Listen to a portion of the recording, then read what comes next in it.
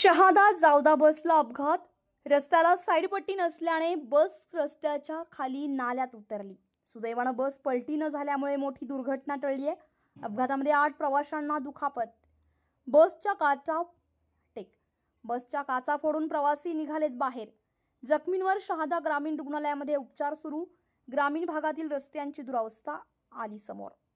रुंद रस्ता राहिल्यामुळे ना साईड पट्टी भरलेली नाही, काही नाही, वाहन कसं काय निघणार। हे बघा तुम्ही, साईड कोणाला द्यायची काय आहे, काही नाही। रस्ता मग एक्सिडेंट नाही होणार, काय होणार आहे रस्त्यामध्ये? पाहिला का, खडीकरण नाही, काय नाही, रुंदी रस्ता, सिंगल रस्ता आहे। आणि एवढे लोक आता वाचले, 50-100 लोक वाचले। आता झालं असतं काय झालं, त्यांनी काय केलं असतं? मग हे करायला पाहिजे ना, सरकारने काहीतरी करायला पाहिजे। कॉन्ट्रॅक्टरने काही करत नाही, साईड पट्टी नाहीये।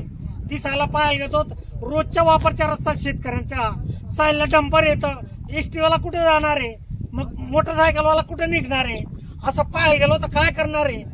अहो काहीच करायला तयार नाहीये। साईड पट्टी तरी ना, रुंदी रस्ता म्हणजे एवढा लहान रस्ता आहे, साईड पट्टी नाही, दोघं वाहन कसं काय? आणि मोठे डंपर चालतात तिकडे अजून, तर काय करणार आहे तिथं?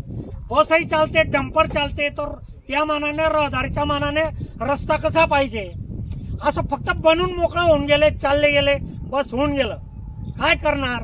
आणि शेतकरी काय करणार आहे? इथं मोटरसायकलवाला काय करणार? कुठून जाणार तो? मध्ये नेणार, मरणार नाही तर काय करणार? हा, किती एक्सिडेंट होतो या रस्त्यामध्ये।